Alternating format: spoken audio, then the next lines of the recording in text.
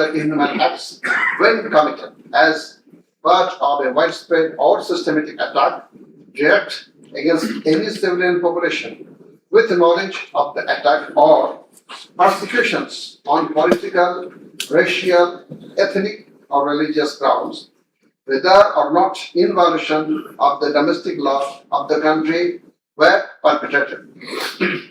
Section 4 provides as follows. Any individual or groups of individuals or any member of any disciplined force, auxiliary force, or intelligence agency who commits a crime within the jurisdiction of the tribunal shall be responsible and liable for punishment. Any commander, superior officer, or leader who orders, permits, acquiesces, incites, or participates in the commission of any of the crimes specified in Section 3, or is connected with any plans or activities involving the commission of such crimes, or who fails or omits to discharge his duty to maintain a discipline or to control or supervise the actions of the persons under his command or his subordinates, whereby such persons or subordinates or any of them commit any such crimes, or who fails to take necessary measure to prevent the commission of such crimes.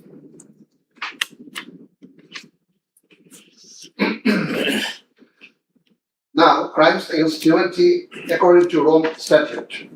For the purpose of this statute, crime against humanity means any of the following acts when committed as part of a widespread or systematic attack directed against any civilian population with the knowledge of the attack: A. Murder and weighing the relevant ones, murder, torture, other inhuman acts of a similar character intentionally causing great suffering or serious injury to body or to mental or physical health. The core offense in the instant case is the crime against humanity. Thus, we have to see what elements are required to constitute this crime. In view of Section 3 and 4 of the Act, there must be an attack. B. The attack must be widespread or systematic. C. The attack must be targeted a civilian population. D. The attack must be within the knowledge of the superior, or the superior should have known of the attack in order to hold him or her liable for the crime. The superior must have been in the control over the concerned subordinates. Elements of superior command responsibility. From the jurisprudence and eminent from the international crimes tribunals, it is generally agreed that 4 elements must be proven for a person to be held responsible as superior. The elements are: 1. An international crimes must have been perpetrated by someone other than the accused. 2. There existed a superior-subordinate relationship between the accused and the perpetrator. 3.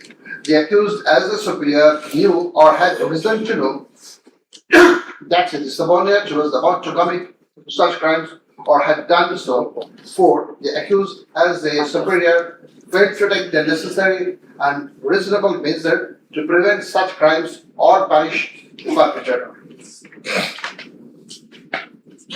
Section 4, Subsection 2 of the International Crimes Tribunal Act provides that any commander or superior officer who orders, permits, acquiesces, or participates in the commission of any of the crimes specified in Section 3, or is connected with any plans and activities involving the commission of such crimes, or who fails or omits to discharge his duty to maintain discipline or to control or supervise the actions of the persons under his command or his subordinates, whereby such persons or subordinates or any of them commit any such crime, who fails to take necessary measures to prevent the commission of such crime is guilty of such crimes. Now, I'm going to read the charges. On the point of the jurisdiction of this tribunal, raised by the learned State Defence Council, it may be noted that there is no scope in law to raise such question, since question of jurisdiction of the tribunal is barred by Section 24 of the International Crimes Tribunal Act. Regarding the allegations against the accused, he merely made flat denials thereto, without showing anything subsistence contrary to the acts complained of. On the other hand, on perusal of the formal charges and the documents submitted therewith, and also in consideration of submission of the learned Chief Prosecutor and the learned State Defence Council, it has been made to appear to us that there are sufficient grounds for framing charges against the accused under Section 3, subsection 2, read with Section 4 of the Act. On hearing both sides, 5 charges were framed against accused Sheikh Hasina individually, and separate 5 charges were framed against accused Asadul Khan Kamal and Chaudhry Abdullah Al Mamun Chakri. But on scrutiny of the documents and examination of the witnesses of the tribunal, deems to condign to reshape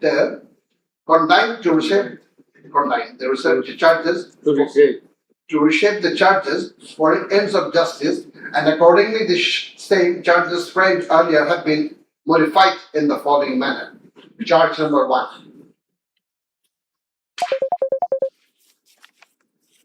Incitement in order to attack and kill protesting students of Dhaka University and other academic institutions of the country, and also failure to take preventive and punitive measures, and thus killing hundreds and severely injuring thousands of protesters during July uprising 2024, commencing on 1st July 2024 and ending on 5th August 2024, accused Sheikh Hasina as the Prime Minister of Bangladesh and the President of the ruling party of Bangladesh, Awami League, as well as 14th Party Alliance, in a press conference on 14/7/24 at Gorontalo, made the following derogatory remark.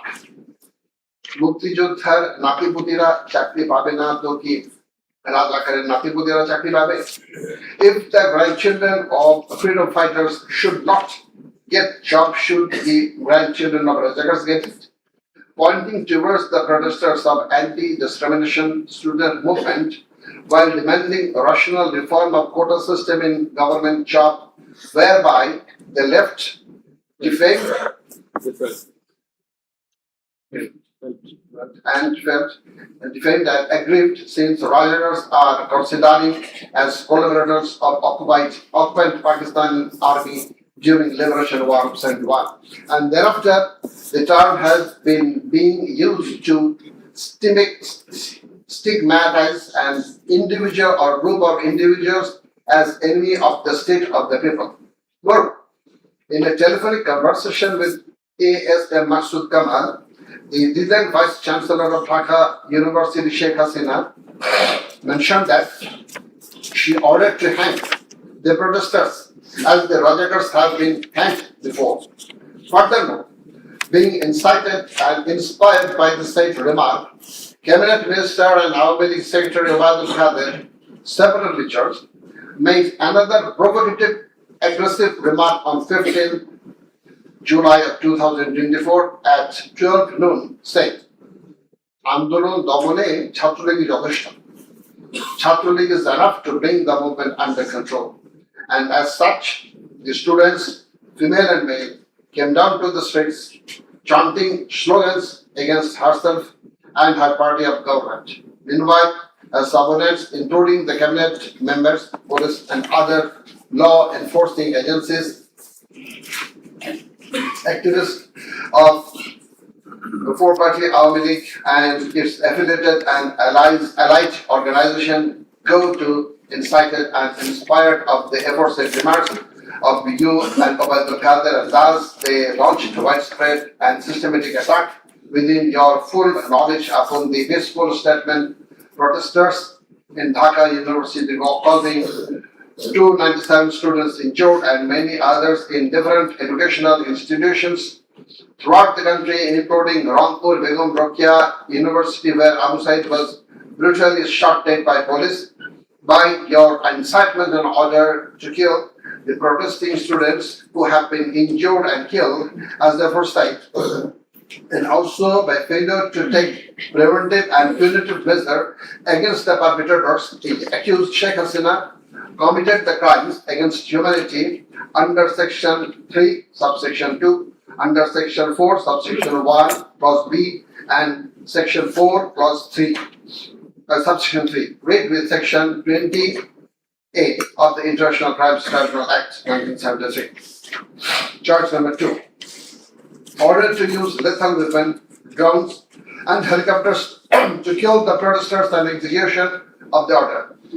During the July uprising 2024, accused Sheikh Hasina held a conversation over telephone with Dr. A.S.M. Masood Kamal, the then Vice Chancellor of Dhaka University, from gণঅভ on 14th July 2024 at about 11 p.m., wherein she mentioned that she already ordered to kill the protesters like the Rajakas who have been hanged before. Again, on July 18th, Sheikh Hasina conversed over telephone with Sheikh Fazlur Taposh, the mayor of Dhaka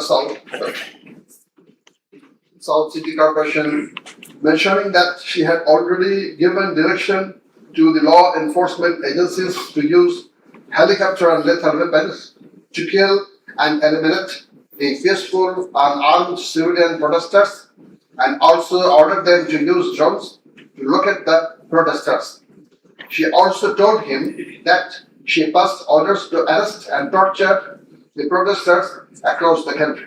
As a result of above statement, directions, the Home Minister Asaduzzaman Khan Kamal and the Inspector General of Police Chaudhry Abdullah Mahmood successively implemented the directions through their journeyings, that is, law enforcing agencies, by deploying drones and helicopters in the sky, killing about 1,400 protesters, including women and children, indiscriminately and gravely injuring about 25,000 of them throughout the country by using lethal weapons everywhere from 16th July 2024 and helicopters somewhere from 18th July 2024 up to 5th August 2024, and thereby Sheikh Hasina, Asaduzzaman Khan Kamal and Chaudhry Abdullah Mahmood committed crimes against humanity as a joint criminal enterprise punishable under Section 3, subsection 2, clause A, G, H,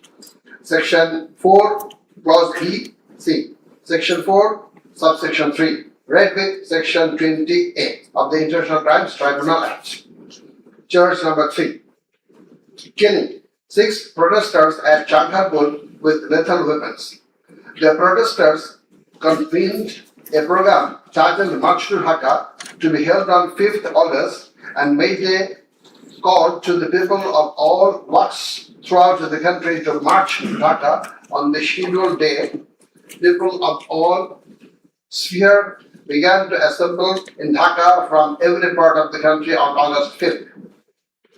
By incitement, order and inaction of Sheikh Hasina, by abetment and inaction of Home Minister Asaduzzaman Khan Kamal and Inspector General of Police Chaudhry Abdullah Mahmood, the successive underlings got incited and inspired to kill the protesting students and common people, and thereupon under order, supervision and inaction of accused Asaduzzaman Khan Kamal, Chaudhry Abdullah Mahmood and then Dhaka Metropolitan Commissioner GNP Habibur Rahman, Joint Commissioner of Police Shudip Kumar Chakraborty, Additional Deputy Commissioner Shah Alam Muhammad Akhtarul Islam, Assistant Commissioner Muhammad Imrul and Inspector Muhammad Ashad Hussain, who have been separately prosecuted, successively ordered to commit atrocities to the protesters assembled at Chankharpur of Dhaka and supervised same, and during such atrocities, 6 unarmed protesters, namely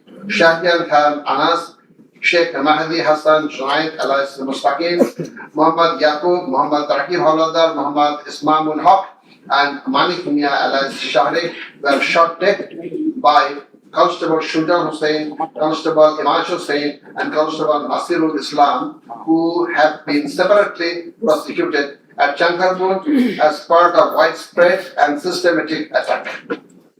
The aforesaid killings took place pursuant to the order of Prime Minister Sheikh Hasina, within her full knowledge, and also under successive order, supervision, and within the knowledge of Home Minister Sadruজ্জামান Khan Kamal and Inspector General of Police Chaudhry Abdullah Mamun, and by such killings, they committed crimes against humanity as joint criminal enterprise by order, abatement, and inaction to prevent and punish the perpetrators under Section 3, Subsection 2, read with Section 4 of the Industrial Crimes Tribunal Act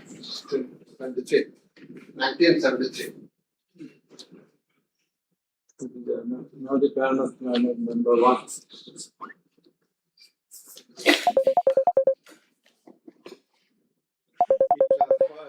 From the prosecution is necessary deposed in corroboration of the facts of indictment and order of accused Sheikh Hasina to deploy drones and helicopters and also to use lethal weapons to kill the protesters. The daily newspapers of Bangladesh also published reports of such incitement and order of Sheikh Hasina. Moreover, the prosecution executed their pen-drive CD containing telephonic conversation of Sheikh Hasina with Dhaka University Vice Chancellor K.M. Maksud Kamal, Dhaka South City Corporation Mayor Fazlul Tapor, and Hasanul Haq Inu. The concerned device containing the said conversations have been played in the tribunal, and thereupon we find that in the conversation with the Dhaka University Vice Chancellor A.S.M. Maksud Kamal, accused Sheikh Hasina mentioned that she already ordered to hang the students as Razakars have been hanged. Now I am mentioning the substantial portion from this conversation with from her conversation with A.S.M. Maksud Kamal, the accused Vice Chancellor of Dhaka University. Sheikh Hasina, তো রাজাকারের তো ফাঁসি দিছি, এবার তাদেরও তাই করবো, একটাও ছাড়বো না, আমি বলে দিচ্ছি। শেখ হাসিনা, কোন দেশে বাস করি আমরা? এদেরকে বাড়তে বাড়তে তো রাজাকারদের কি অবস্থা হয়েছে দেখিস নাই? সবগুলোকে ফাঁসি দিছি, এবার তোদেরও ছাড়বো না। শেখ হাসিনা, সব এইগুলাকে বাই করে দিতে হবে, আমি বলে দিছি, আজকে সহ্য করার পরে অ্যারেস্ট করবে, ধরে নেবে এবং যা অ্যাকশন নেওয়ার নেবে।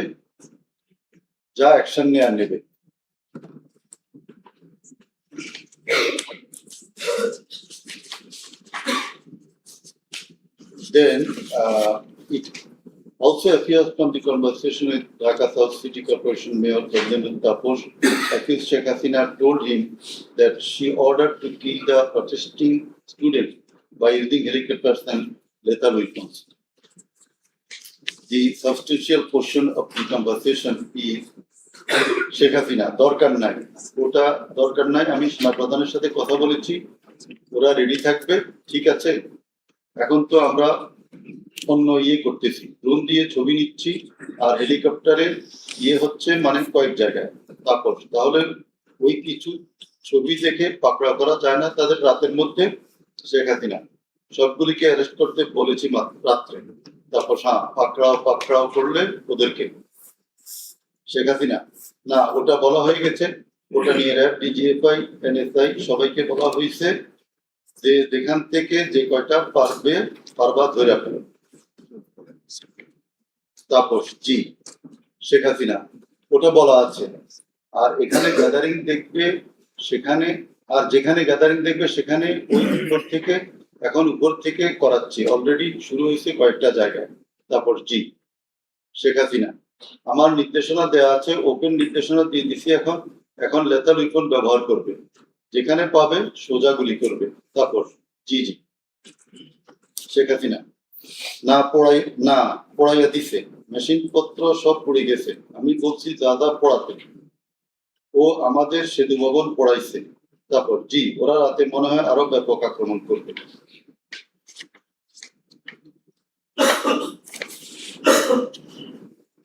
In the conversation with the Hasanullah Inu, accused Sheikh Hasina mentioned of bombing upon the protesters from the helicopter. The substantial portion, relevant portion from the conversation. Sheikh Hasina. না আমি বলছি ক্যাজুয়ালিটির দরকার নাই, ওরা ব্যারিকেড নিয়ে আছে তো ঠিক আছে, আকাশ থেকে নামবে, তখন দুই পাশ দিয়ে ধরবে, মেসেজটা দিয়ে দিতে পারেন যে সেনা পাঠানো হচ্ছে আর হেলিকপ্টার দিয়ে সোজা বম্বিং করা হবে, র্যাবের হেলিকপ্টার দিয়ে উপর দিয়ে মারবে। আপনার হলো কি আপনি এই জামাত শিবিরের মেরুদণ্ডতা আবার ভেঙে দেন ঢাকা শহরে। শেখ হাসিনা একেবারে শেখ হাসিনা হ্যালো হ্যালো জি আসসালামু আলাইকুম, আমি ইনু বলছিলাম। হ্যালো শেখ হাসিনা হ্যাঁ বলেন। আচ্ছা আমি এটা স্ক্রলে দিয়ে দিতে বলছি যে তোমরা ছাত্ররা সব ঘরে ফেরো, গার্ডিয়ানদেরকে বলছি এইখানে কিন্তু জঙ্গি হামলা হয়েছে। মাথানো লোক কিনা হ্যাঁ এটা রাইট রাইট। শেখ হাসিনা না এটা আমাকে বেশ কিছু আন্তর্জাতিক ইয়ে পাইছি, তারা এটাকে জঙ্গি হামলা হিসাবে কনসিডার মানে বলতেছে। আসলে কি হ্যাঁ জঙ্গি হামলাই হয়েছে, এই কার্ডটা খেলবো আমরা এখন। শেখ হাসিনা না কার্ড খেলা না, এটা আমি আগে করি নাই, কিন্তু আমাকে আন্তর্জাতিক সংস্থা থেকে মেসেজটা দিচ্ছে যে এটা জঙ্গি হামলা। আসলে কি জঙ্গি সন্ত্রাসের মোকাবিলা করছে এখন সরকার। শেখ হাসিনা তারা আমাকে এটাই বলছে যে এটা জঙ্গি হামলা, দিয়ে দিব paper.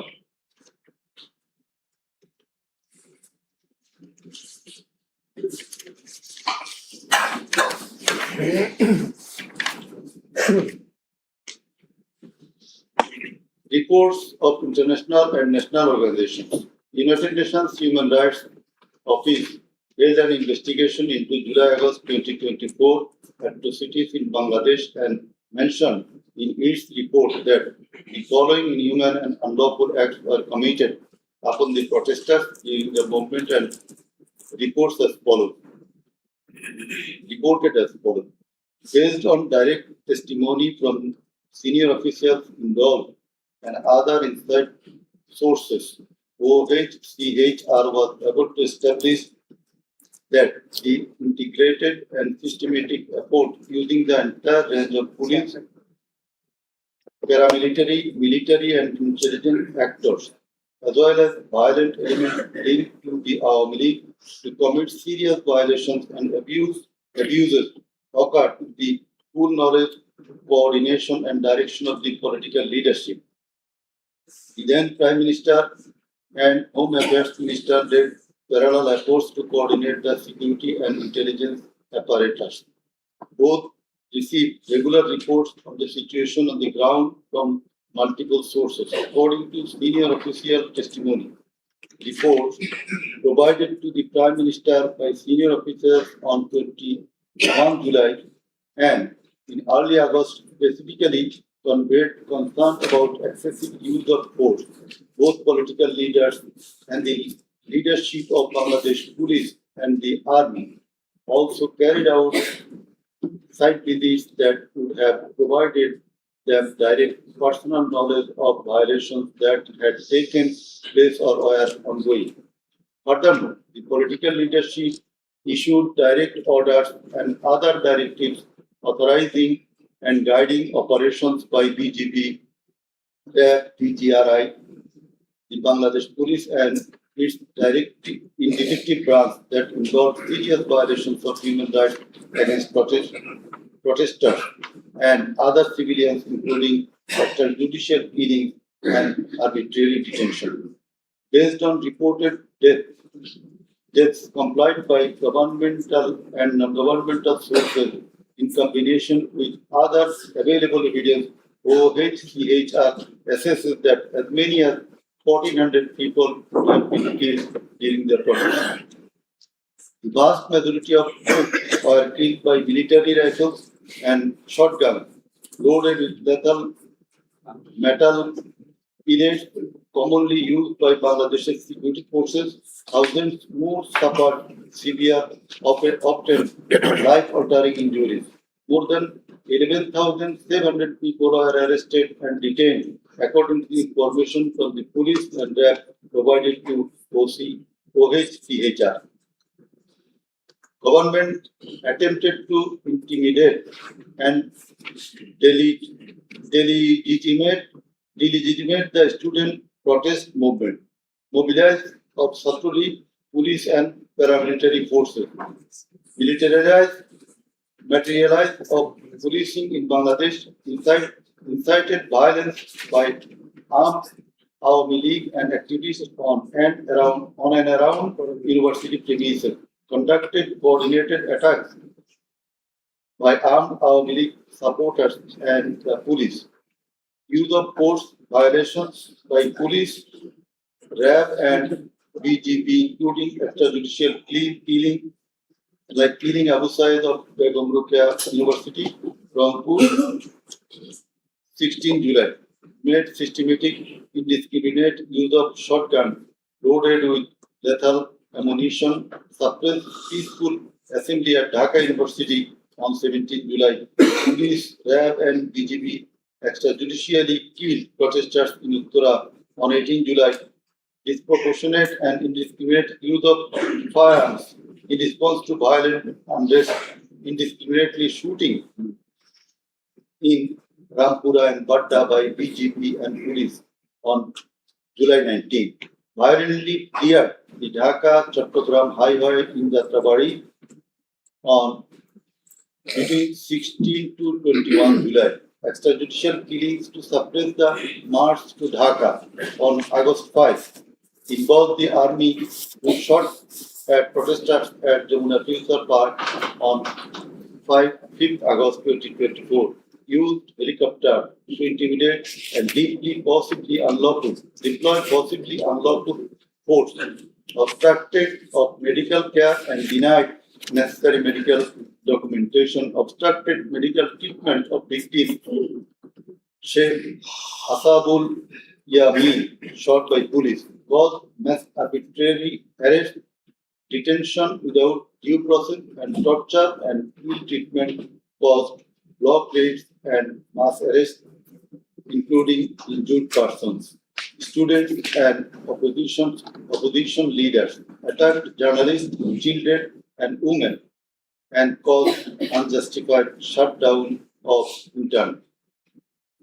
In the said report, Mr. Volker Turk, the High Commissioner of Human Rights Office of the United Nations, observed that the atrocities committed in July Revolution 2024 in Bangladesh was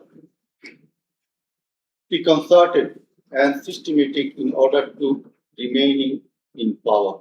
There are cogent grounds to believe that hundreds of extrajudicial killings, arrests, detention, and torture were carried out by the political leaders and the highest law enforcing authorities within their knowledge and under their direction and supervision as strategy to support the movement, whereby human rights have been seriously violated and thus international crimes have been committed. He also observed that the evidences collected would depict a picture of widespread state atrocities and targeted killings. He further remarked that such atrocities ought to be brought under accountability. There are many other similar reports by the Global Institute International Truth and Justice Project, Bloodshed in Bangladesh, World Report 2025 of Human Rights Watch. Then we are going to videos of the occurrences. It appears from the citizen list contained in Volume 4, captions, citizen list, and documentary evidence that a good number of videos of the alleged occurrences have been seized by the investigating officer, which are described below. Number 1. A video of 1 hour 23 minutes and 5 seconds showing a press conference dated 14 July 2024 of accused Sheikh Hasina after her return from China, in which she, in answer to a question of one journalist, angrily remarked pointing towards the protesting students. মুক্তিযুদ্ধের বিরুদ্ধে আর মুক্তিযোদ্ধার বিরুদ্ধে এত ক্ষোভ কেন? মুক্তিযোদ্ধাদের নাতিপুতিরা চাকরি পাবে না তো কি রাজাকারের নাতিপুতিরা পাবে?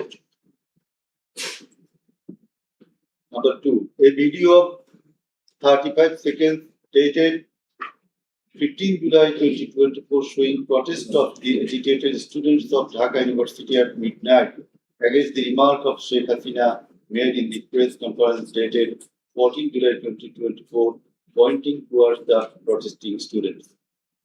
Number 3, a video showing the remark Rajakarder jawab debe chhatrolik.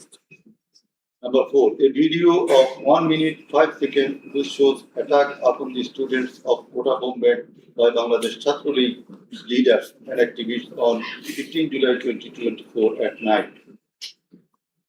A video which shows that Prime Minister Sheikh Hasina while visiting damaged metro rail station on 26 July 2024 defended her previous comment in the press conference dated 14 July 2024.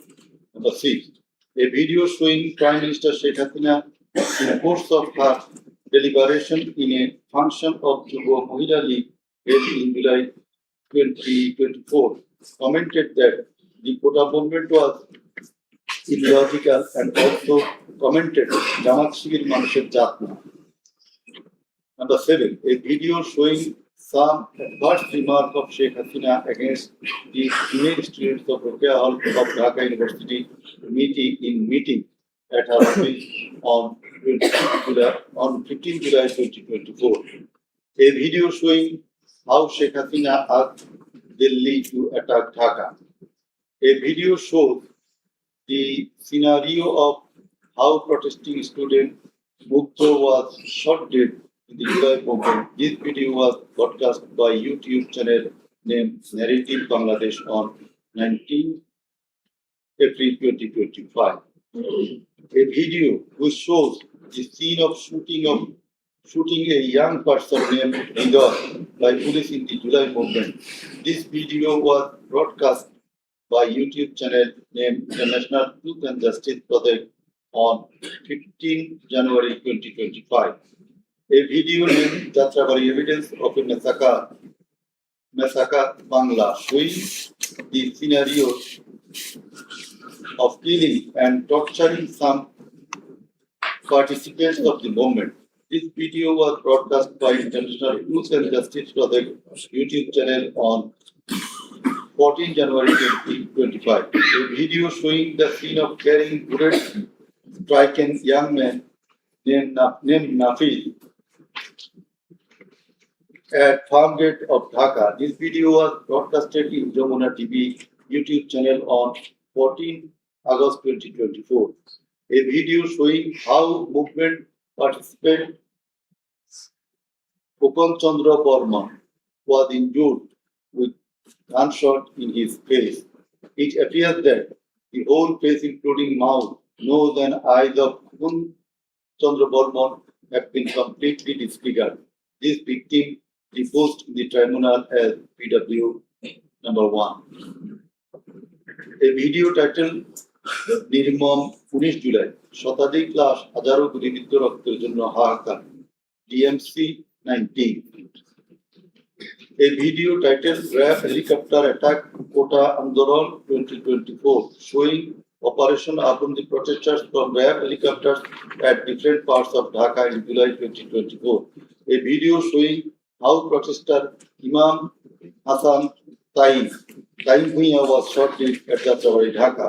4 videos in a pen drive showing the passing of order by Deputy Commissioner Habibur Rahman to the subordinate, asking them to shoot the protesters below waist.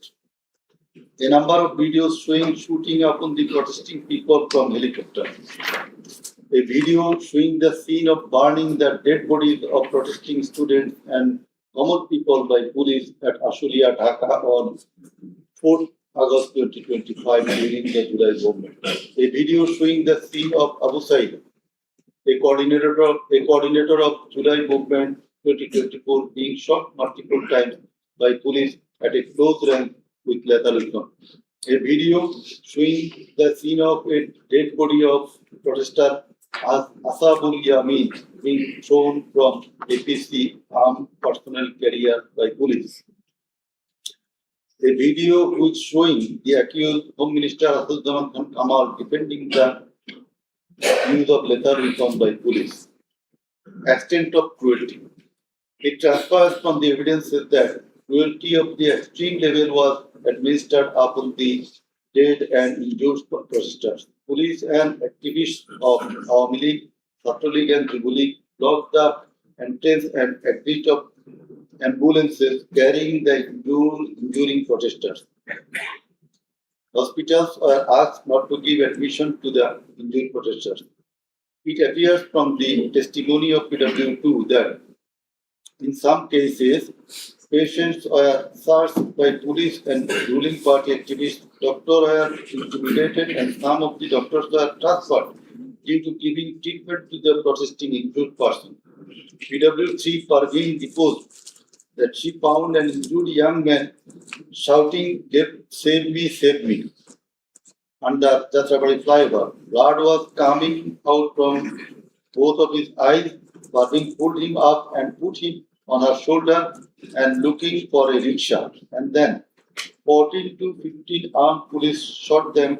The injured man, being hit by bullets, fell down from her shoulder. They also shot PW Parveen at her left eye, lower abdomen, and other parts of the body. Blood was coming out of her body and thus she fell down.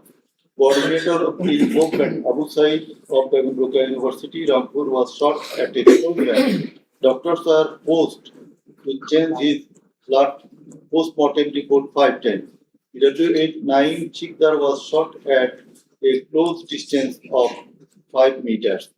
He was hit by 500 bullets and 3 hospitals refused to admit him, apprising that Prime Minister Sheikh Hasina instructed to refuse admission to the protesting patients. BW8 also said that Chhatra League activists were searching him and as such, he was hidden in separate room by the doctors. It is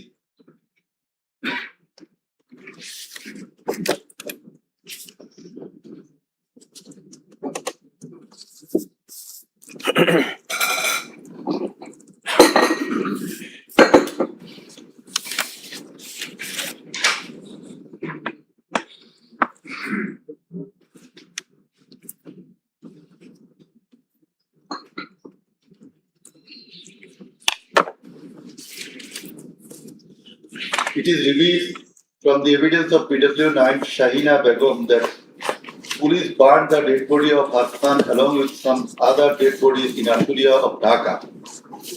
PW10 MD Enab Nazir Zaki also stated that his son was killed and then the dead body was burned by police in Ashulia. We find from the testimony of PW10, Asabul was shot dead and set ablaze. It appears from the testimony of PW13, Dr. Muhammad Mahfuz Rahman, that most patients admitted to the hospital had no scars. The detective branch members had forbidden the doctors not to be serious in the treatment of the protesting patients and also that they had been instructed from the higher authorities not to release the protester patients admitted there. The patients were mostly aged 30 to 30 years. The DB also asked the doctors not to admit any more patients injured in the movement. This witness also said that in order to hide the injured patients from the sight of DB personnel, the doctors adopted some tactics like changing the names of the patients and the type of injury in the admission register and recording road accident or other reasons instead of bullet wounds. It appears from the evidence of PW15 Dr. Hassanul Panna that police and Awami League activists prevented treatment of the protester patients, prohibited new admission of such patients, checked admission register, took away a list of patients, sat down at the entrance of the hospital and prevented entrance and exit of the ambulances and patients.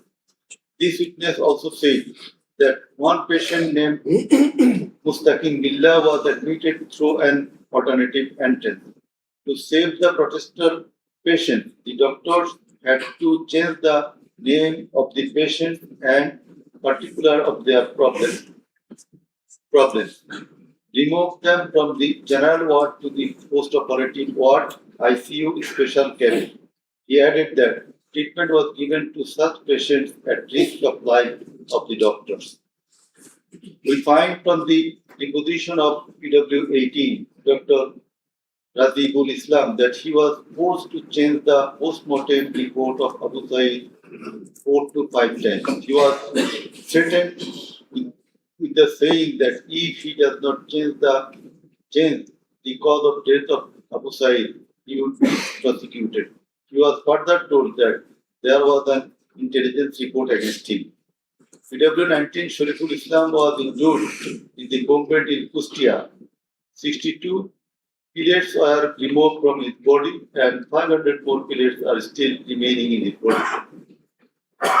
It is revealed from the evidence of PW 21 Dr. Zakia Sultana that on 18 July 2024 they received 200 patients aged about 14 to 25 years with bullet injuries.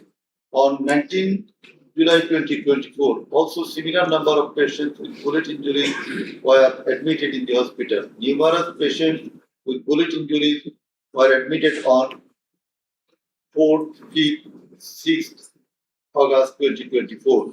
It further appears from the evidence of this witness that out of a pursued patient, 493 lost one eye forever, 11 lost both eyes forever, 28 lost vision of both eyes, and 47 lost vision of one eye. It appears from the evidence of TW22, Mr. indicates that while his son Maruf Hussain, after being shot by police, was being taken to the hospital, a policeman poked the wounded area of his son with the rifle butt. PW 23 Amina Akhtar deposed that while Home Minister Asadzaman Kamal and IGP Chaudhry Abdullah Mamun were passing across the Tribunal, one police officer was showing them a video of their attack on protesters and said, "Guli kori ekta, more ekta, ahuto hoy ekta, ektai jay, bakita jay."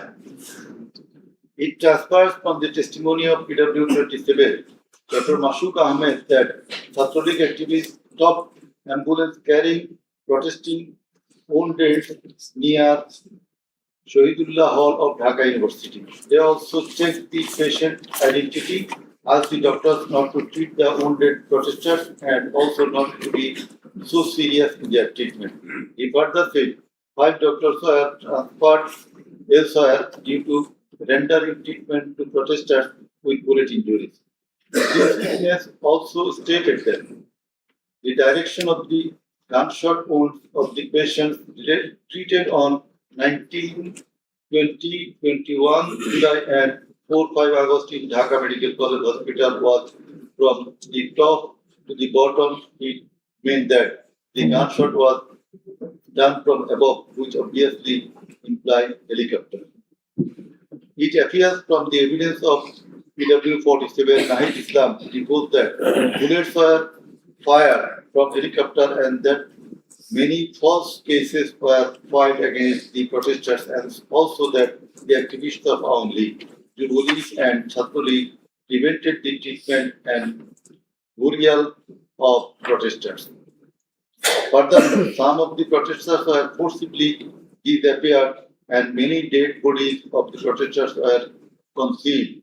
He himself and some other student leaders were abducted. PW 48 Ali Ahsan Junaid stated that on 15 July 2024, Chhatralik activists brutally attacked and injured the Dhaka University students hindered going to the hospital and tortured them in the hospital. He further said that the protesters were fired from the helicopter. We find from the evidence of PW 54, MD Alamgir, investigating officer, that the protester named as Ashabul Yamin was thrown down from the APC by the police.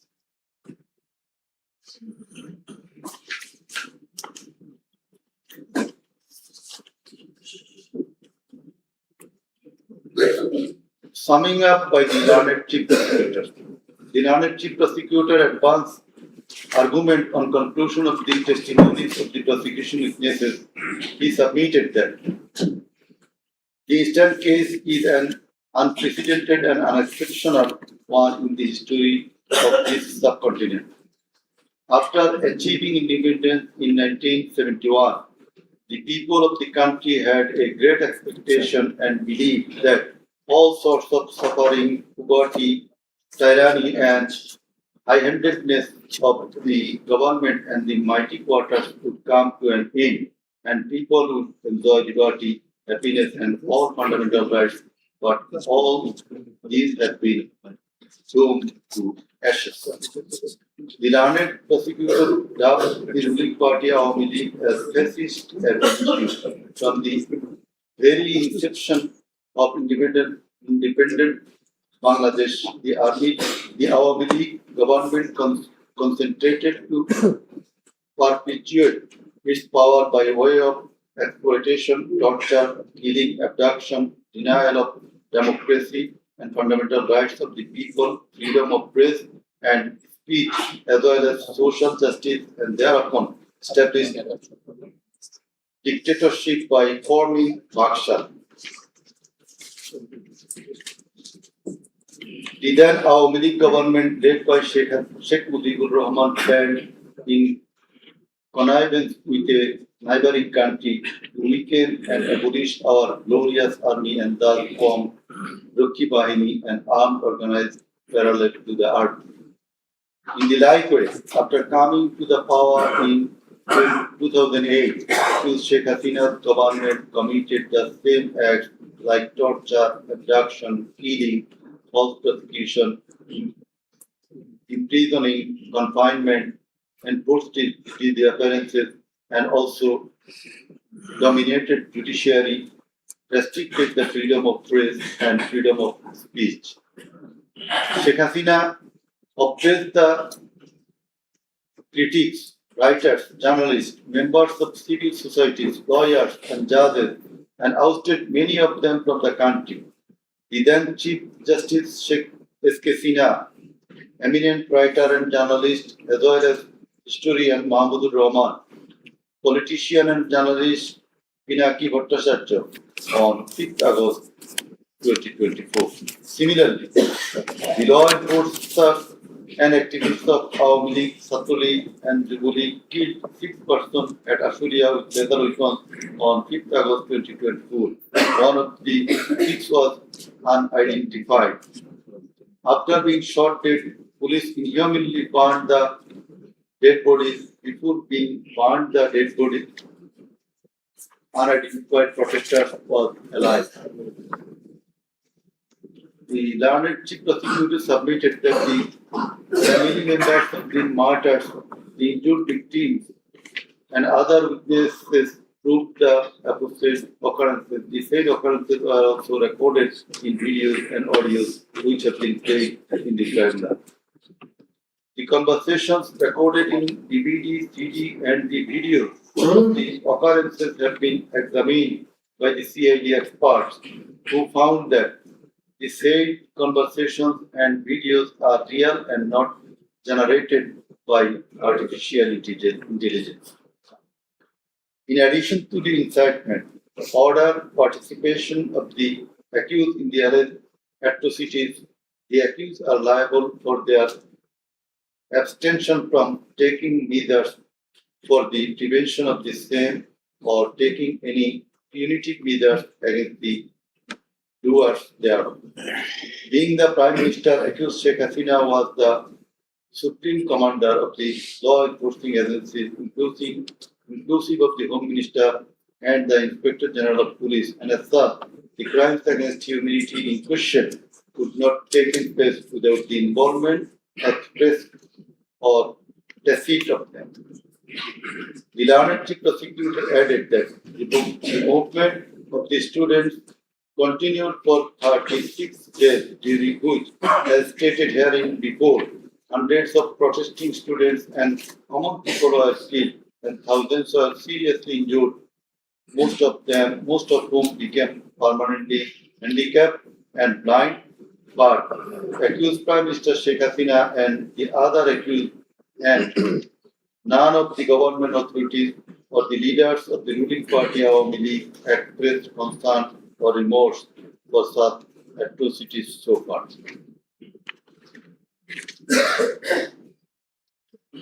Accused Sheikh Hasina, instead of expressing remorse or seeking apology for the said crime, continues to commit further crimes by threatening the present government, the International Crimes Tribunal personnel, and the prosecutors, and also the political party leaders in her hate speeches in audio conversations from time to time. This tribunal, by an order on the application of the prosecution, prohibited Sheikh Hasina to be restrained from making hate speeches anymore, but she continued to do so. Sheikh Hasina committed contempt of this tribunal by threatening the concerned officials of the government as well as the tribunal personnel, inclusive of the prosecutors, to kill 226 persons and burn the houses of the rival party leaders and activists in an audio conversation with one of her party activists, for which the tribunal drew a contempt proceeding against her. In the said proceeding, the tribunal convicted Sheikh Hasina and sentenced her to 6 months imprisonment. The accused committed crimes against humanity jointly by their incitement, order, abatement, participation, and inaction, which come within the purview of joint criminal enterprise and superior command responsibility. The authorities in question are widespread and systematic and were atrocity. The atrocities in question were widespread and systematic, and it was directed against the civilian population.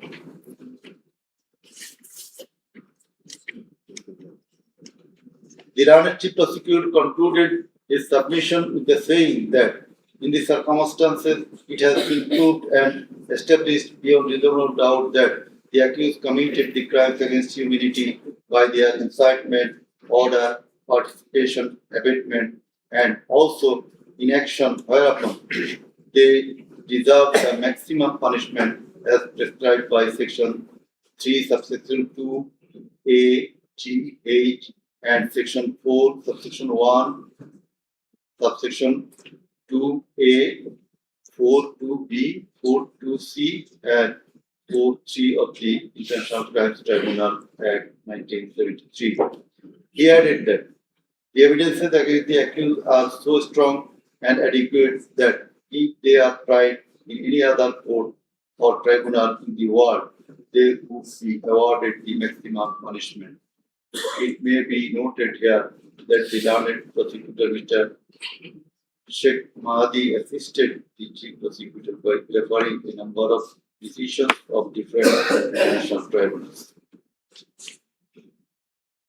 In the summing up session, the learned Attorney General of Bangladesh appeared and shared the concluding submission. In his submission, the learned Attorney General referred to the conviction and sentence of many of the heads of government and states in the world for their commission of crimes against humanity, and thereupon he asked for awarding maximum punishment to the accused of the instant case so that no other prime minister or the head of state recurs such atrocities in the days to come. Summing up by the learned State Defense, Mr. Amin Hussain, the learned State Defense Council argued that accused Sheikh Hasina and Asad Kamal are quite innocent. The accused did not incite or order or participate or abet the commission of the crimes against humanity in question. The trial itself against the accused under the International Crimes Tribunal Act 1973 is unlawful since the act was passed for the purpose of trial of the persons who committed genocide in 1971. Allegedly, the atrocities spread throughout the country, but the prosecution failed to examine witnesses of all the districts where atrocities took place. The learned defense counsel submitted that no helicopter was used to kill the protesting students and public in the July-August movement 2024. The audio conversations in question have not been duly examined by the experts. Although the audios have been examined by CID, the same should have been examined by some more experts. He questioned the prosecution's claim as to the number of the deaths and injured. He stated that although the prosecution claimed that 1,500 protesters died and 25,000 injured, but the gazette notifications of the government shows that the number of dead protesters as about 800. He emphatically asserted that accused Sheikh Hasina did neither incite nor order nor take part in the alleged atrocities or crimes against humanity. Mr. Amir Hussain vehemently opposed the words of the learned chief prosecutor terming Sheikh Hasina and Asad Kamal as fascist. He also opposed the assertion of the learned chief prosecutor that Sheikh Hasina fled to Delhi due to the commission of the crimes against humanity by the way of the mass movement.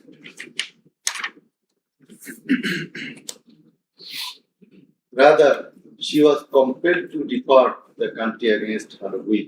The Iran's State Defense Council argued that the attack in question was neither widespread nor systematic nor directed against the civilian population. The Iran's State Defense Council further submitted that the accused Sheikh Hasina and Asad Kamal cannot be held liable for joint criminal enterprise or superior command responsibilities. He finally submitted that accused Sheikh Hasina and Asad Kamal are quite innocent and as such they deserve to be acquitted of the charges. Now, the Honorable Chairman of the Tribunal, Mr. Justice Mukarram Chaudhary, will read out the final portion of the judgment. Thank you.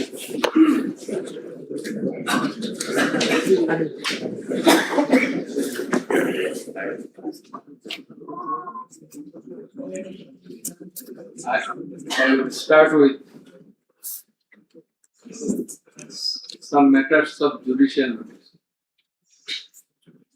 And before that, I am sorry that I did not mention the name of learned prosecutor Mr. Abdul Subhan Tarokdar. Sometimes he was found here. I think he remains busy in the tribunal court. For his illness. For his sudden illness. And you are seen sometimes here to assist us. So, our thanks to him as well. We have taken judicial notice of some incidents. Number 1, accused Sheikh Hasina started making contemptuous and hate speeches in the social media subsequent to the July movement 2024, whereupon she was ordered by this tribunal to be restrained from such speeches of contempt and hatred. Secondly, in a telephonic conversation with a party activist named Mr. Shakir, accused Sheikh Hasina infringing tribunal's order made some hateful and contemptuous remarks, asking said activist Shakir to kill 226 persons, as 226 cases have been filed against her, and to burn the houses of the rival people, whereupon this tribunal convicted her for contempt of the tribunal and sentenced her to 6 months imprisonment. Another one, the tribunal has further noticed one of her interviews published in a Daily Star a few days ago. The date has not been noted here, in which she impliedly admitted that atrocities had certainly taken place in July movement 2024. But she denied that she ordered to commit such atrocities. It has further been noticed by the tribunal that in another interview with a YouTube channel named Desh Shama of India, accused Prime Minister Sheikh Hasina admitted her responsibility for the July 24 atrocities in the words within quotation, as the leader of the country, I assume ultimate leadership responsibility. Furthermore, we have noticed that Sheikh Hasina made an interview with Daily Anandabazar of India on 7 November 25, wherein she admitted her superior command responsibility. So you may find the newspaper. Now I will start with our observations and inference. From the foregoing findings, facts and circumstances, it transpires that the students of Dhaka University and other academic institutions had launched a movement on 1 July 2024, demanding reformation in the quota system in the government jobs, and continued the same till 5 August 2024. The government did not pay heed to the demands of the students.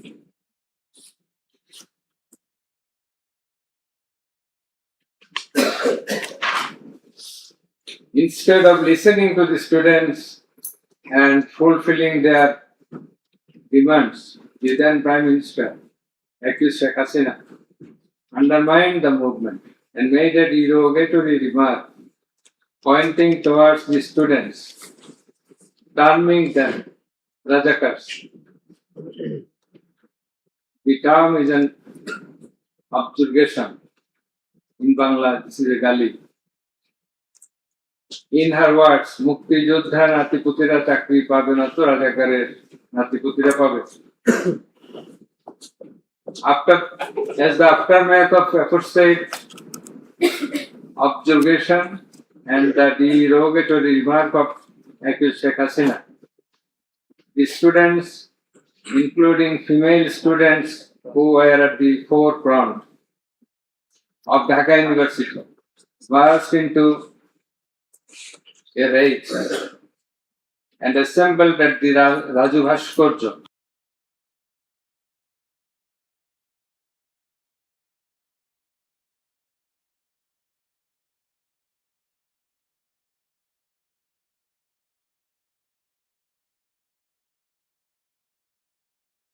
Psychology,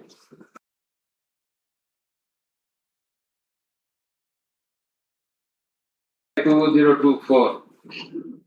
Accused Sheikh Hasina held a telephonic conversation with Dhaka University Vice Chancellor ASM Maksud Kamal, and in course of the conversation, Sheikh Hasina said,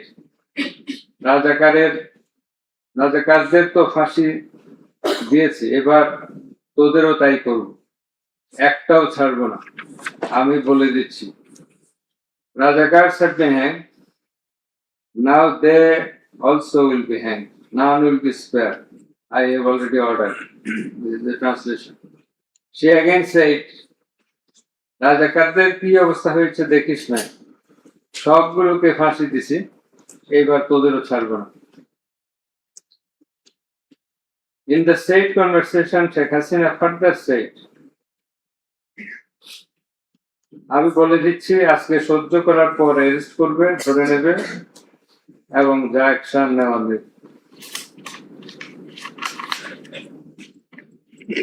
And it is crystal clear that Sheikh Hasina expressed her incitement to the activists of her party Awami League and affiliates Chhatro League and Jubo League, and also gave provocation to the protesters, and furthermore she expressed that she ordered to kill and eliminate the protesting students.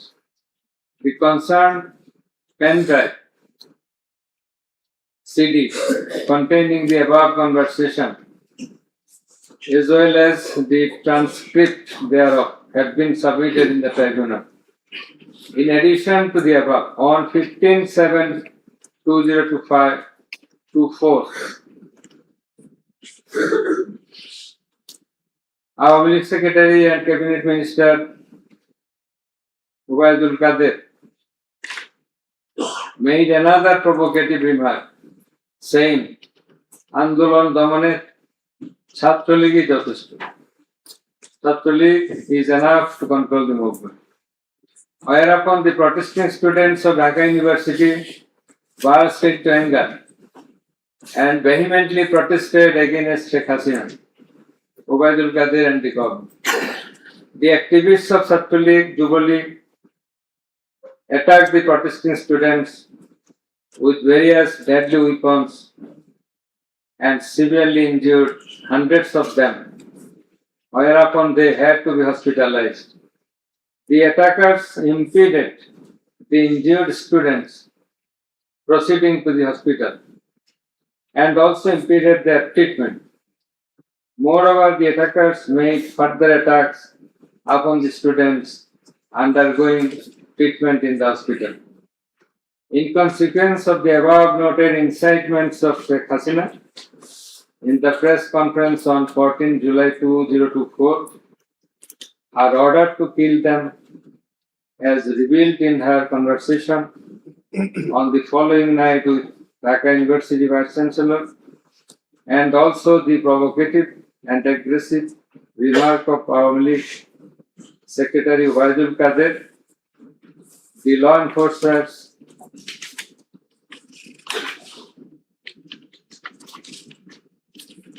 and activists of Chhatro League and Jubo League attacked the protesting students at Dhaka University throughout the country, inclusive of Rangpur, Begum Rokeya University.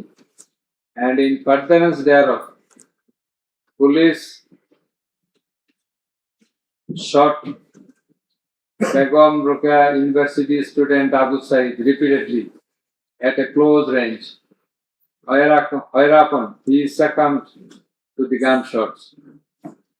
The above mentioned conversation of Sheikh Hasina with the Dhaka University Vice Chancellor S.A.M. Maksud Kanwal has been examined by the experts in the CID Forensic Laboratory, and it appears from the report of the examination that the conversation was genuine and that the same have not been generated by artificial intelligence, AI. The concerned experts deposed in corroboration of the genuineness of the impugned conversation. Furthermore, we find support of such conversation in the reports of daily newspapers. In addition to the above, the concerned CD pen drive containing the conversations has been played in the courtroom in course of the proceeding, and thereupon the conversation seemed to be genuine. The remarks of Sheikh Hasina in the press conference on 14/7/24 has been watched by many people in the television channel and social media. Almost all the witnesses, while deposing in the tribunal, mentioned that they watched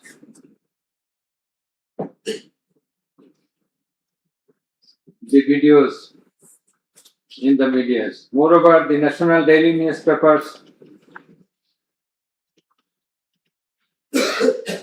published the said remarks on 15/7/24. The remark of Ubaidul Qadir was published in the news certification. Over and above said inciting remark and killing and order of killing by Sheikh Hasina and the provocative remark of Ubaidul Qadir have not been denied by them. Although State Defence Council, the Lord and State Defence Council for the absconding accused Sheikh Hasina and Asaduজ্জামান Khan Kamal submitted that the conversation between Sheikh Hasina and ASM Kamal, Maksud Kamal, has not been properly tested, but he failed to show any cogent reasons in this regard. The prosecution witnesses proved the attack upon the Dhaka University students by the activists of Abu League, Chhatra League and Yuva League following the incitement and Sheikh Hasina's order of killing, as well as the provocative remark of Ubaidul Qadir.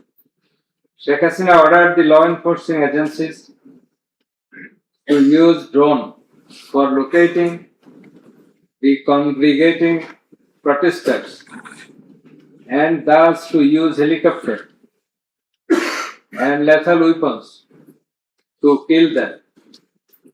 Such order has been disclosed by Sheikh Hasina in her telephonic conversation on 18/7/2024 with Dhaka South City Corporation Mayor Fazle Noor Tapor, as it has been read before, and also with Hasanul Haq Ino. The concerned pendrive CD containing the aforesaid conversations have been submitted in the tribunal. The said conversations have been examined in the forensic laboratory of CID, and the concerned experts found that the conversations are genuine and not generated by artificial intelligence, AI. Moreover, the pendrive CD containing the conversations in question have been played in the court, and we have heard the conversations, and thereupon it appeared to us that the conversations are real, not fake and fabricated.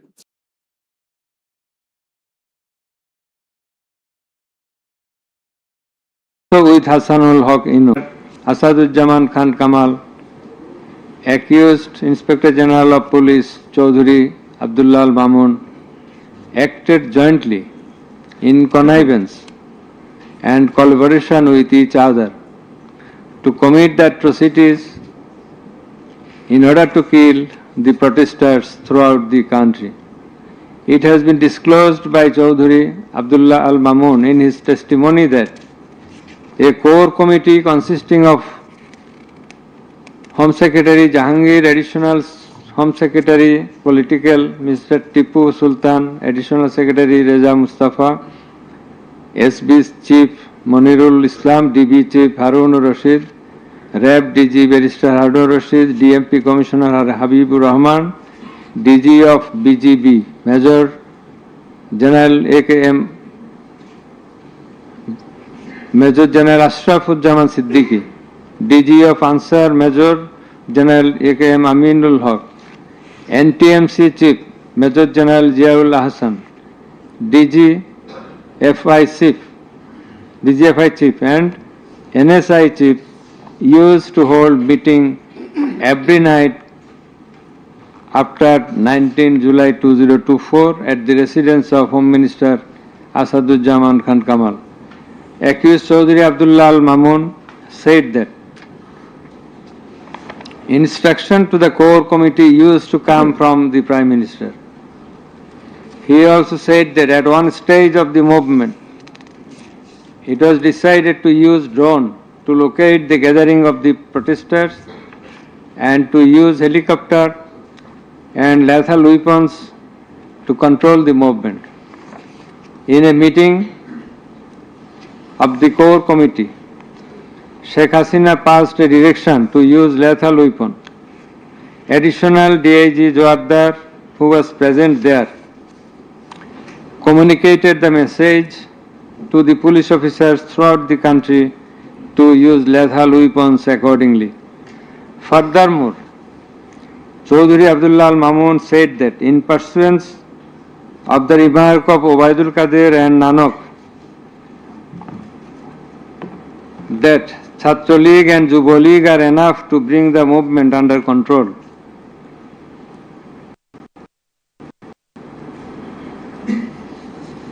He further said that following such remarks, activists of Chhatra League and Yuva League attacked the students of Dhaka University.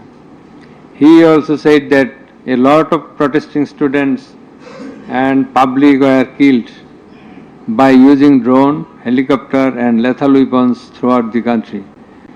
Chaudhry Abdullah Al Mamun further asserted in his testimony that he, along with Home Minister Asaduzzaman Khan Kamal, Home Secretary and BMP Commissioner, went to Narayanganj on 29/7/24 to observe the situation of the movement, and on the way they stayed for a while in front of Jatrabari police station, and then DC Iqbal of Wari Zone showed a video to the Home Minister on his mobile and said, "We shoot one, that one dies, that one gets injured, but the others do not move." Therefore, it is perspicuous from the above that all the three accused led the operations against the protesting students and public jointly as a matter of joint criminal enterprise. As the aftermath of Sheikh Hasina's order, as well as the supervision and guidance of accused Home Minister Asaduzzaman Khan Kamal and IGP Chaudhry Abdullah Al Mamun, the law enforcers and activists of Awami League, Chhatra League and Yuva League invaded the protesting students and public throughout the country by using drone, helicopter and lethal weapons, causing death to about 1,500, inclusive of 6 protesters at Sankarpur of Dhaka, namely Shahriar Khan Anas, Mahdi Hassan Junaid, MD Yaqub, MD Rakib Hawladar, Muhammad Ismamul Haq, Manik Mia alias Shaharik, and another 6 protesters at Ashuria of Sabar, namely Sajjad Hussain Shajol, As-Sabur, Tanzil Mahmud Sujoy, Bayezid Bustami, Abul Hussain, and another unidentified protester near Dhaka, and caused grievous injuries to about 25,000 of them. In Ashulia, the aforesaid 5 dead bodies and another body of an unidentified injured protester were burned with petrol by police. The law enforcers and the activists of Awami League and those of its affiliated organizations named Chhatra League and Yuva League killed and injured the protesting students and members of the public with lethal weapons like SMG, LMG, China rifle, shotgun, 9mm pistol, 7.62 pistol, both on the ground as well as from the helicopters from above the ground. The atrocities were committed by incitement, order, abatement, and failure to take preventive and punitive measures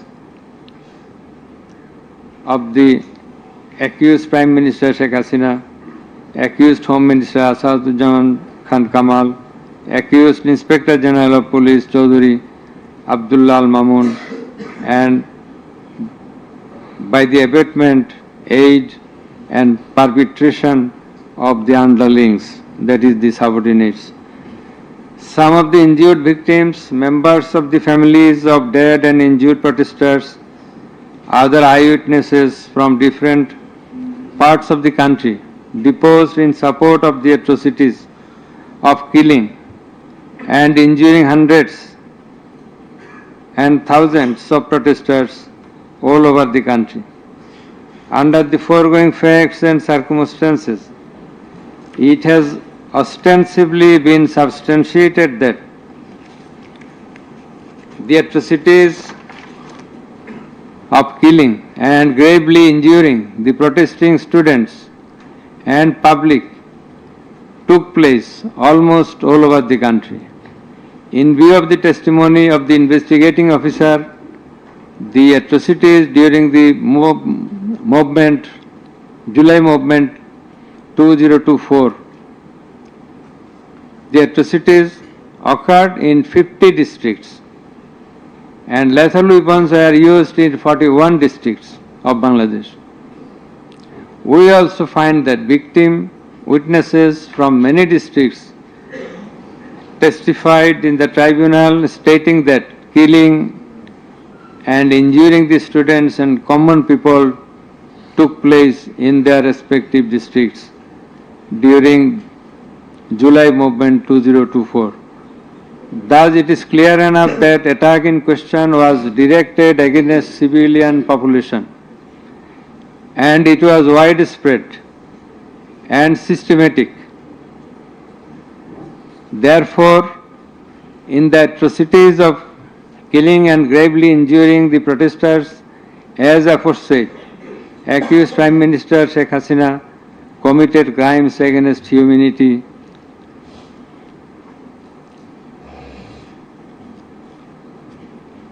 by her incitement, order, and also failure to take preventive and punitive measures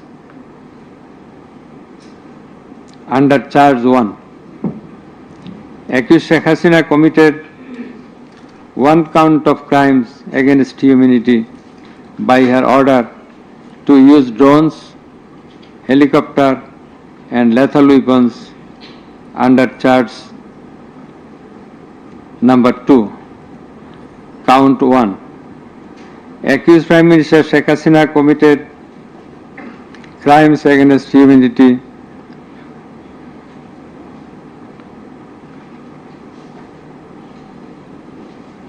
on one count under charge 1.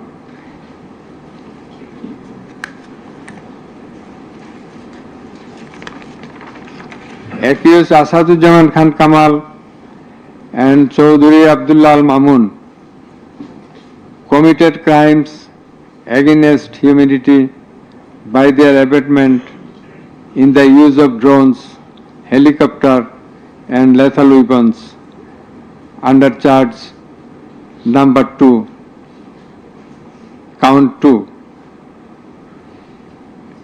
Accused Asaduজ্জামান Kamal and Chaudhry Abdullah Al Mamun committed 2 counts of crime against humanity under the same charge by their abatements and failure to prevent the atrocities at Sankarpur, Dhaka and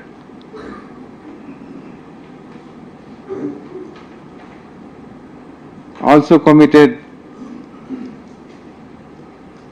crimes against humanity by their abatements and failure to prevent the atrocities in Ashulia, Sabar, Dhaka under the same charge. Accused Sheikh Hasina, the Prime Minister, and as the President of Awami League and the controlling authority of all affiliated organizations, was the superior commander of the said party leaders and activists, as well as the Home Minister and Inspector General of Police, that is accused Sheikh Hasina and two other accused were in the superior and subordinate relationship. On the other hand, the Home Minister was the superior of the Inspector General of Police, that is, they are in the superior and subordinate relationship. As required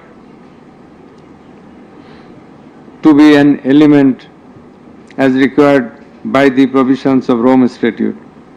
In the like way, all the police officers are subordinate to the Inspector General of Police. They worked under him. Thus, it is apparent that accused Prime Minister Sheikh Hasina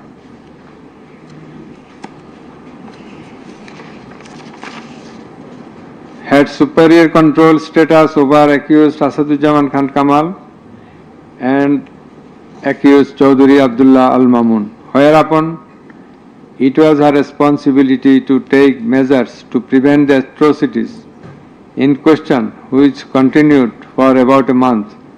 She did not also take any punitive measures against the perpetrators.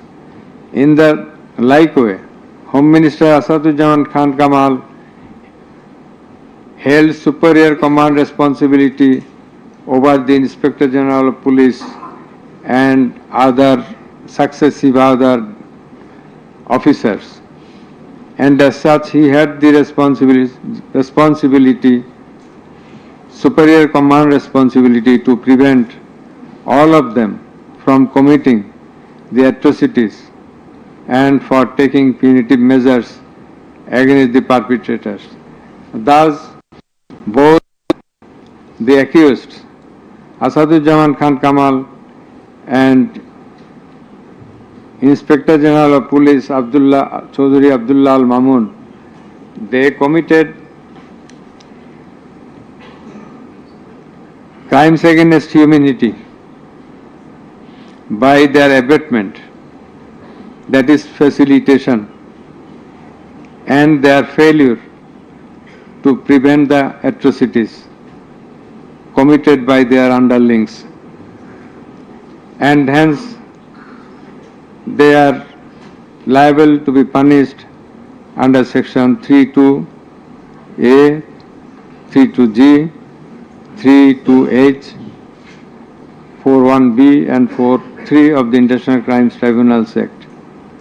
Accused Sheikh Hasina is liable to be punished under section 32A, 32H, 41B and 43 of the International Crimes Tribunals Act 1973.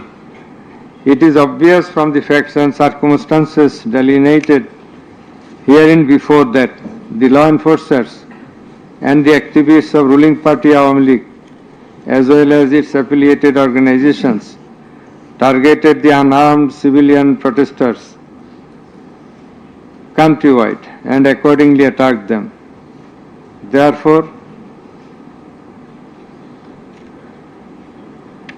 in all the above discussed atrocities, the elements constituting crime against humanity have been fulfilled.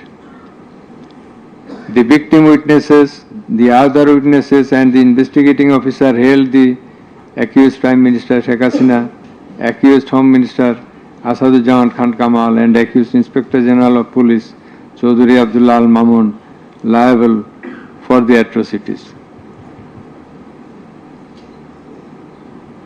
It may be mentioned here that Mr.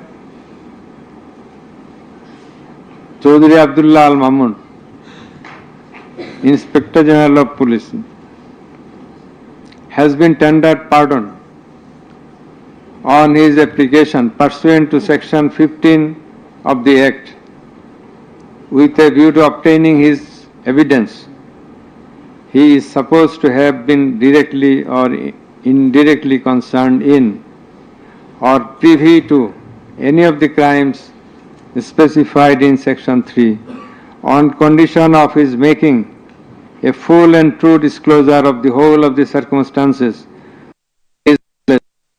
relative to the crime and to every other person concerned, whether as principal or abettor, in the commission thereof. According to subsection 2 and 3 of section 15, he has been examined as a witness and detained in custody until today. It appears to the tribunal that he made a full and true disclosure of whole of the circumstances within his knowledge relative to the crime and to every other person concerned, both as principal and abettor, in the commission thereof.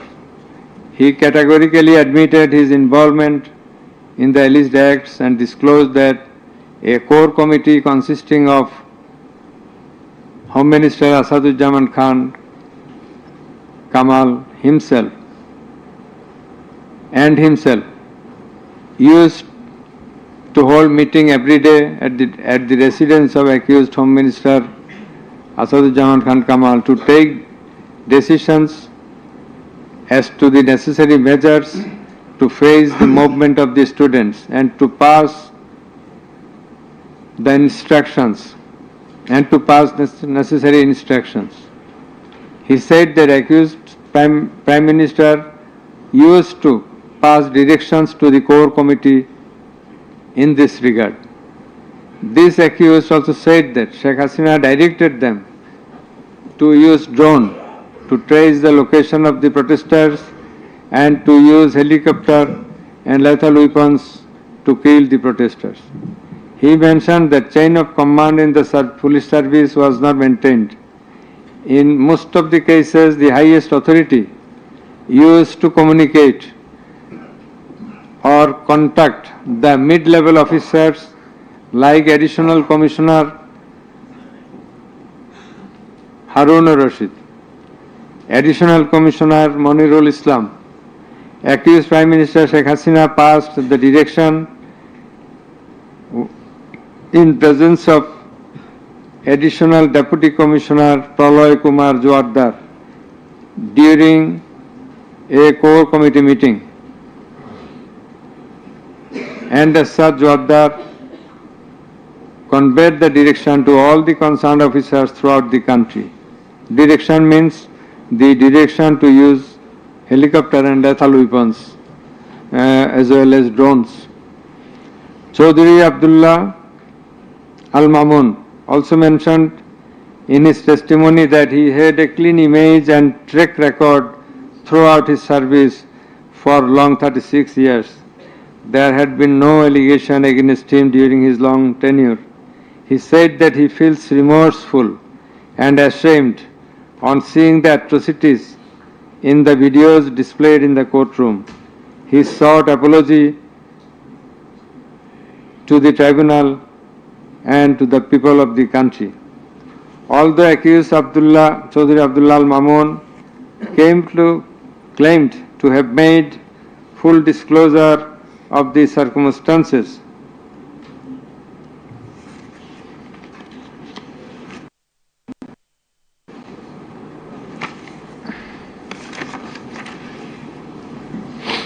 and we do also believe that he made a full and true disclosure.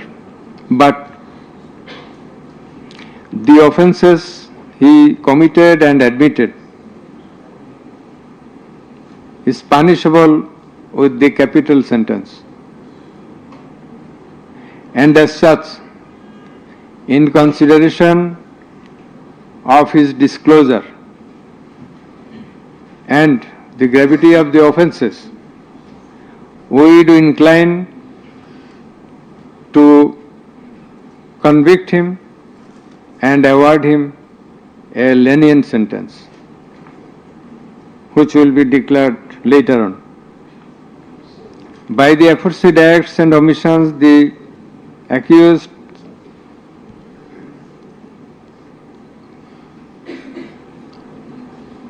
committed crimes against humanity under section 3 2A subsection G clause H 41 42 43 of the International Crimes Tribunal Act 1973 as stated before. The accused Sheikh Hasina and Asaduজ্জামান Khan Kamal remained in abscondence ab initio, despite the fact that notices and warrants were duly served in their given address according to law. Moreover, they were asked by publishing notice in 2 daily newspapers to appear and contest the case, but they did not turn up. Thus, their abscondence itself is suggestive of their guilt. The learned State Defence Counsel contended that the trial of the accused persons under the International Crimes Tribunal Act 1973 is not tenable, since the Act was passed in the Parliament for the purpose of trial of the criminals of War of Independence in 1971. While arguing this, the learned State Defence Counsel perhaps did not have a refusal of the provisions of the Act as well as the preamble thereof. The preamble of the Act says that the Act was made in order to provide for detention, prosecution, and punishment of the persons for genocide, crimes against humanity, war crimes, and other crimes under international law, and for the matters connected therewith. Section 3 of the Act provides that the said crimes committed both before and after the commencement of the Act, before 1973, after 1973, are triable by the International Crimes Tribunal. Whereupon the contention of the learned State Defence Counsel is not tenable in law. Moreover, Article 47 of the Constitution of Bangladesh has given upper hand to the International Crimes Tribunal Act 1973 over the Constitution itself. The State Defence Counsel also contended that for the purpose of proving atrocities throughout the country, witnesses from all over the country have not been examined.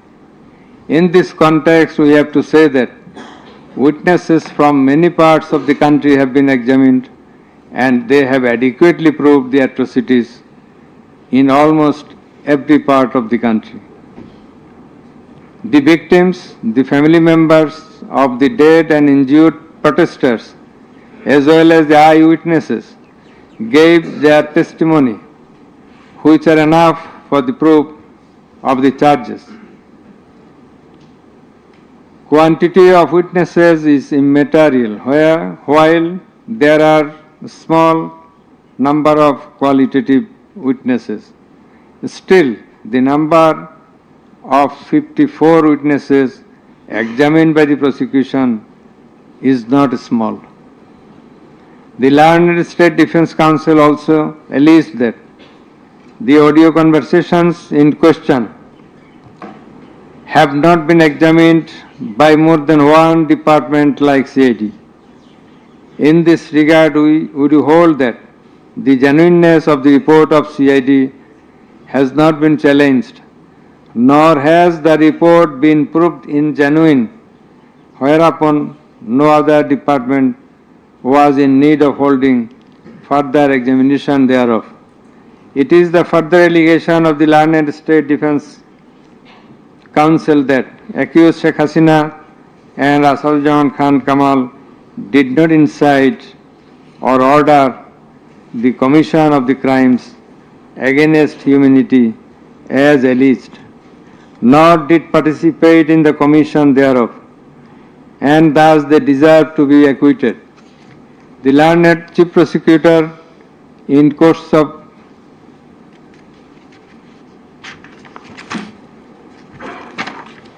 summing up,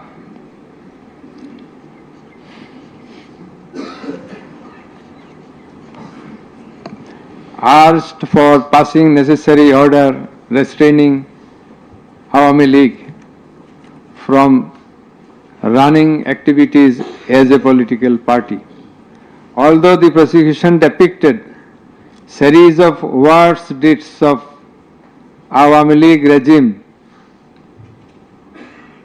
in the language of the prosecution, since achievement of independence of Bangladesh in 1971, the tribunal does not incline to discuss on this point, since this is not the issue of the instant case. It has come to the notice of the tribunal that accused Sheikh Hasina, in defiance of the orders of the tribunal to appear and contest the case, has given interviews in the media wherein she denied the allegations leveled against her in this case and also made some derogatory remarks.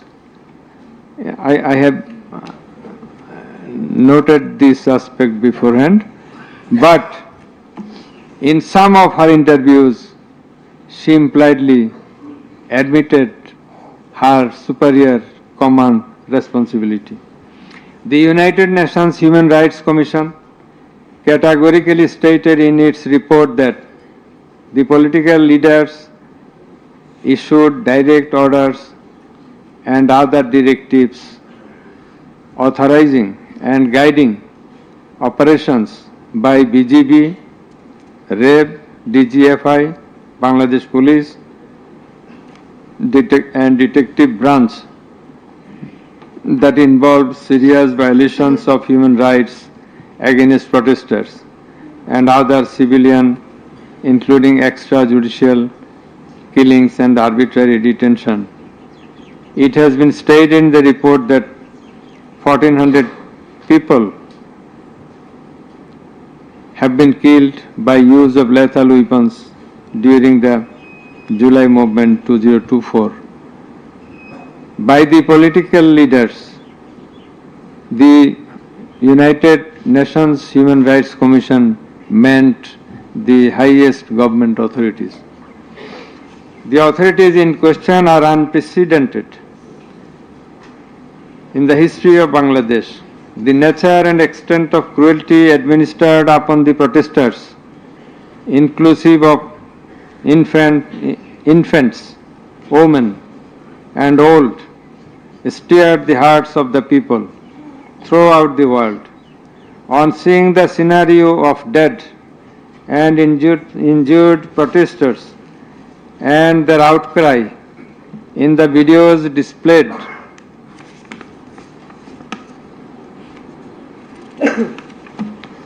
in the courtroom, and also seeing the victim witnesses in the courtroom,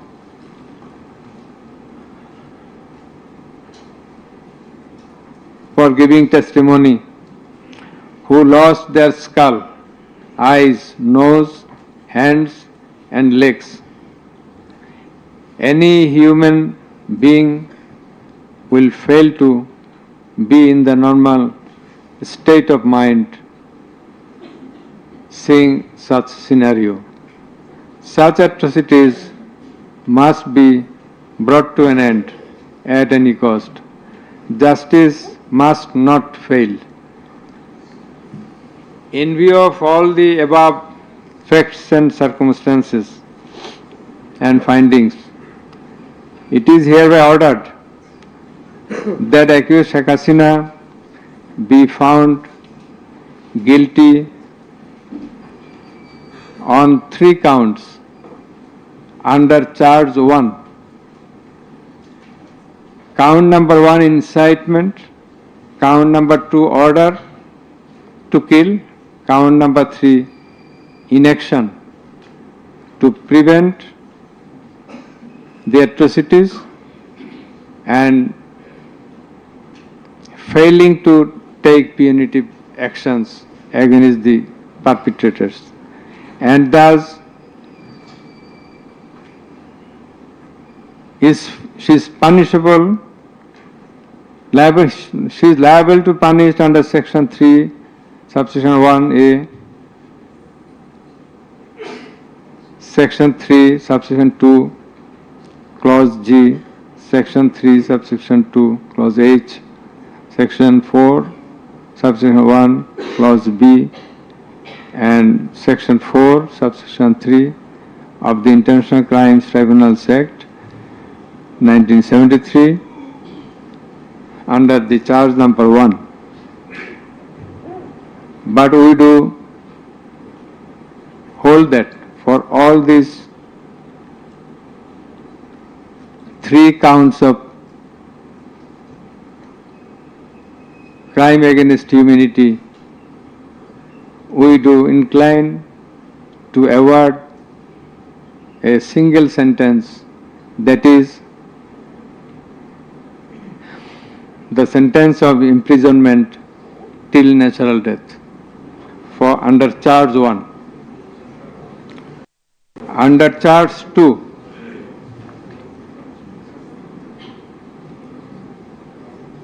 accused Sheikh Hasina is liable on 2 counts. On 1 count, there are several counts. For 1 count, that is passing the order for deploying drones, helicopters, and using lethal weapons to kill the protesters. She committed crime against humanity under section 3, subsection 2A and section 4, subsection 1B of the International Crimes Tribunal Act 1973.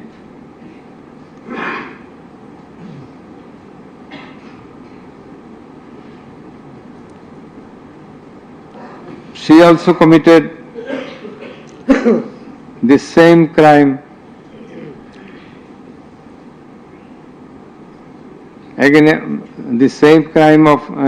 crime against humanity on the second count, killing 6 persons at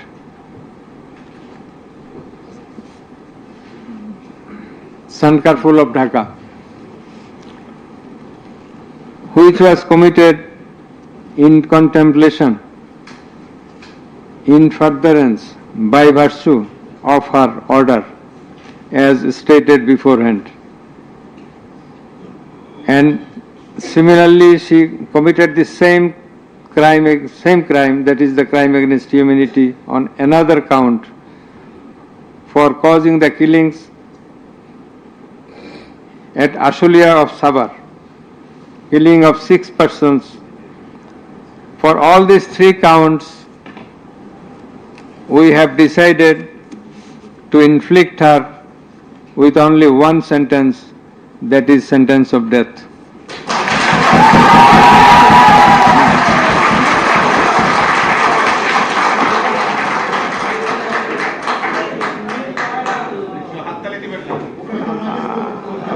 Please. For আপনাদের বিনীতভাবে অনুরোধ করছি আদালতের decorum, ট্রাইব্যুনালের decorum maintain করার জন্য। আপনাদের যা উচ্ছ্বাস, যা এক্সপেকটেশন, যা প্রকাশভঙ্গি, সেটা আদালতের ট্রাইব্যুনাল রুমের বাইরে যে করলে সেটা আরো শোভনীয় দেখা যাবে। Thank you. প্লিজ সাইলেন্ট থাকবেন।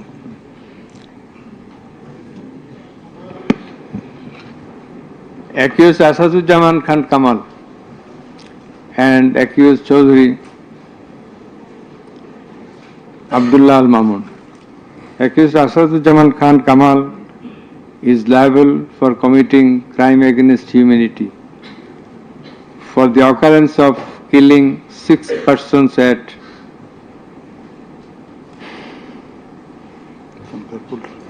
Sankarpur of Dhaka.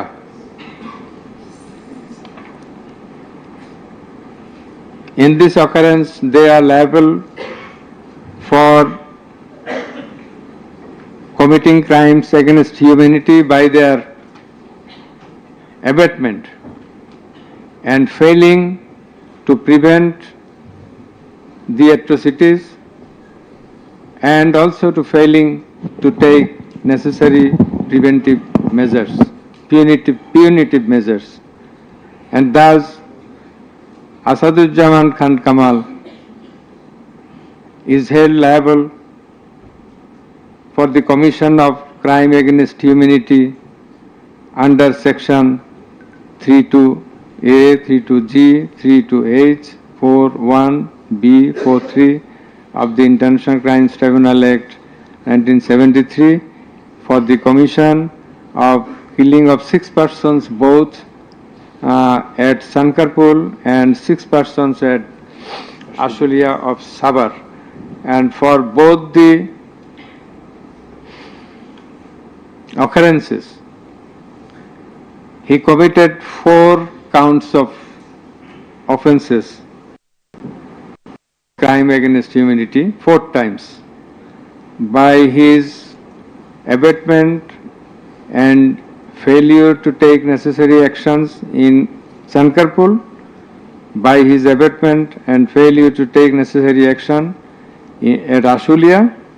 So for all these 4 counts, we have decided to award a single sentence of death to Asaduzzaman Khan Kamal. As regards Chaudhry Abdullah Al Mamun, as I have elucidated before, he has contributed to the trial of this case by making full and true disclosure of the circumstances within his knowledge. Yet, he also admitted, and he was involved in all the occurrences throughout the 36 days of movement, considering both his contributions, his admissions, with the material evidences to the tribunal to arrive at the correct decision, and also in consideration of the gravity of the offence, we are both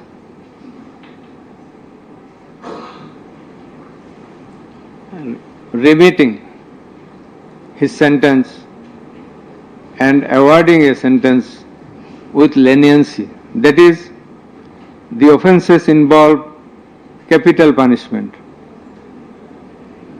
But for his contribution, we have decided to inflict him with the sentence of imprisonment for 5 years.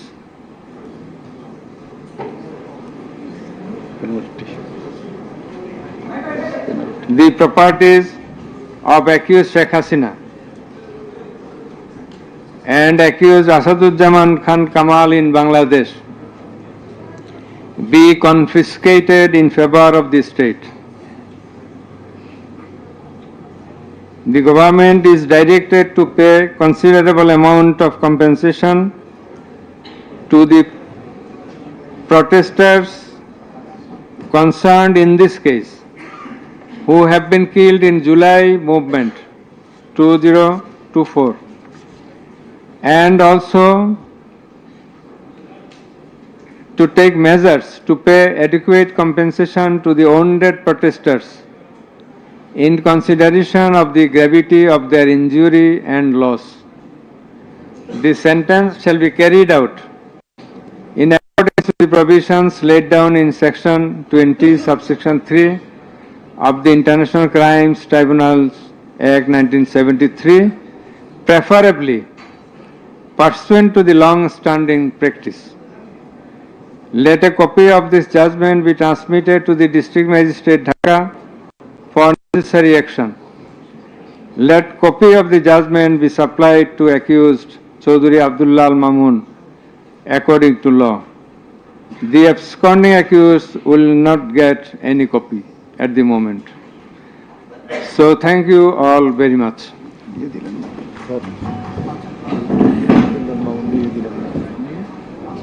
দিলেন